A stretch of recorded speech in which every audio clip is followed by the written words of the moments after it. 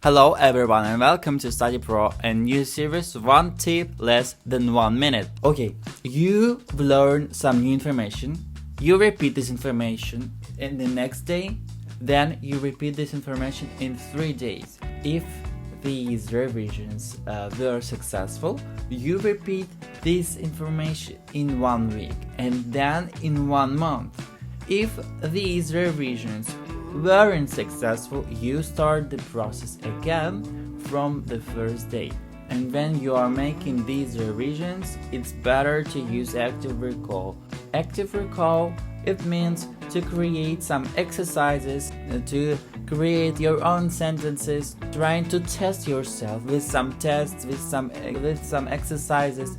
And in that case, you're not just rereading or highlighting something. You are using this information, and in that case you will gonna learn this information.